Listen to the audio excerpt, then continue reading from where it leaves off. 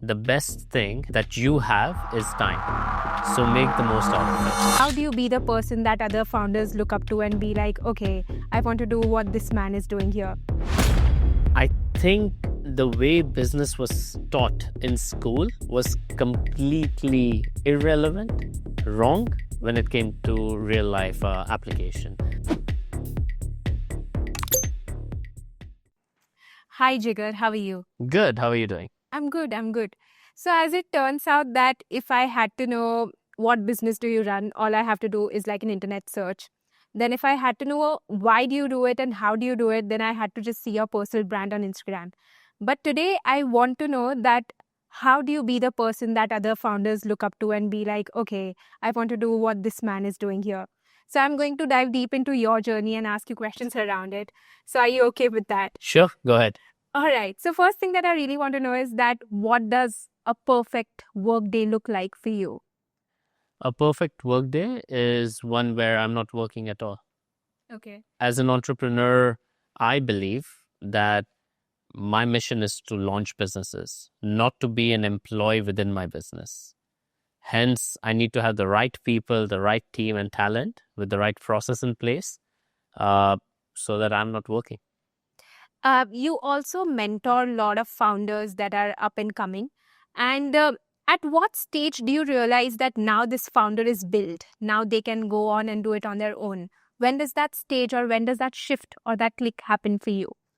I think when you're mentoring someone, it is never about holding hand and doing the work for them.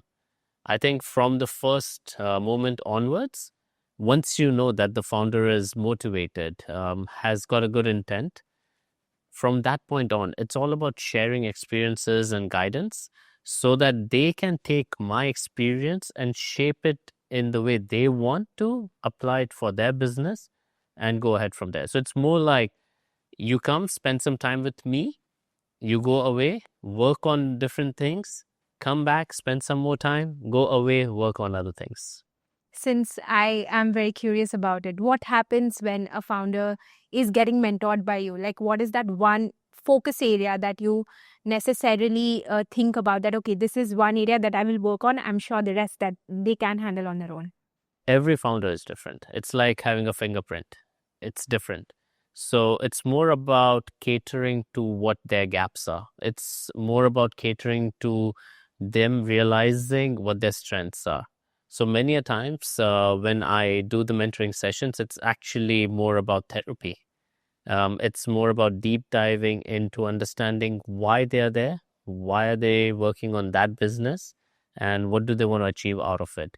So many a times people are just chasing money. They just want to make more money, and that's why they launch a business. And that's usually a very poor decision. Um, I don't think people are able to, succeed with that mindset. So it's about making them realize what's sitting in their subconscious. It's a little bit of um, a trick to how mentoring works. There's a little bit of a trick to how the execution works thereafter. But ultimately, it's about guiding them with what they need to be guided with. Since you've been on a long journey, if I may say that whenever challenges, if they do come even now, how do you go about having like a positive mindset and being like, okay, what's done is done and like, let's look forward? How do you navigate challenges in business? I don't know what's the concept of a positive mindset. What I understand is there's a mindset to get work done. Now, if you are starting a journey, um, it's a given that you're going to have challenges. So you don't let those challenges bog you down. They're expected. You just don't know what kind of challenge is going to come your way. So every challenge is welcomed because that's going to leave you with a lesson learned. That's going to make you stronger. And the next time that challenge or something similar comes along, you know exactly how to deal with it. So for me, I don't think it's the challenge that's ever been a concern. It's all about keeping on going. All right.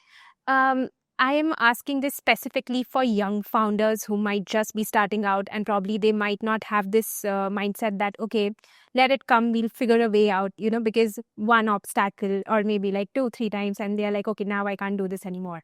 So what is, given the stage that they are at, what is that one thing you'd want to tell them? Or, how would you like to advise them on how to approach things?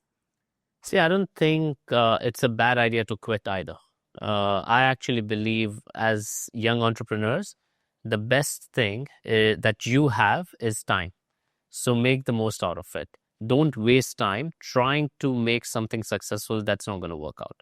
So there's a difference between giving up too early and then not giving up at all. I think young entrepreneurs need to realize that if something isn't working out, they need to pivot. Just don't sleep over it, don't linger, and don't waste your valuable time taking decisions that you have probably taken already in your brain. But when does one know when to quit, when to stop? The data shows it. The maths shows it. Your cash flow will show it. Don't wait to go bankrupt to prove that you're going bankrupt. If the numbers are showing that you're going bankrupt and there isn't anything that you're changing about your business model at that point, stop. If one had to reflect and go back in your journey and think about how you started, what is that one thing in business, or maybe multiple things in business, that you thought this is what business is about, and today you have like a totally different idea of it?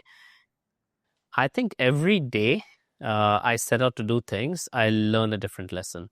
I learn lessons from my peers, from my employees, from my mentors and my instructors.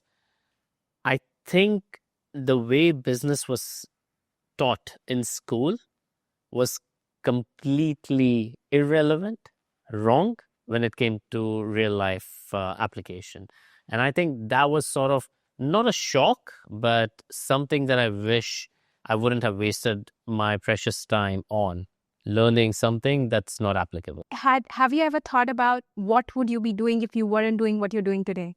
I think if I wasn't an entrepreneur, I would have probably been a guide, a teacher. And I still think ultimately that's why it's come back after this many years in the shape of mentoring. If you'd be open to sharing, like, that one specific challenge that was the most toughest in your life, and how did you go about navigating it? Every human being believes that the challenge they're going through today is the toughest because they haven't overcome it yet. So for me, my toughest challenge is the one I'm facing today. Because if it's a new business, launching that business, scaling that business, putting the team together for that business is that challenge that I'm finding tough because I'm going through it today. Anything and everything that happened in the past is irrelevant. Right. So I know that people talk about some specific examples, but for me, I don't think any one challenge is worse than other. I think they're all challenges and they're all meant to be overcome. You spoke about team. Now, that's one part which is usually the most challenging, actually, for a young founder, to set up a team, right? Um, h- how does one learn the patience is one, and if they do tend to lose their cool easily, because that usually happens in the initial days, how have you navigated around that, and what would you like to share on that? I am a much calmer person today than I was many years ago.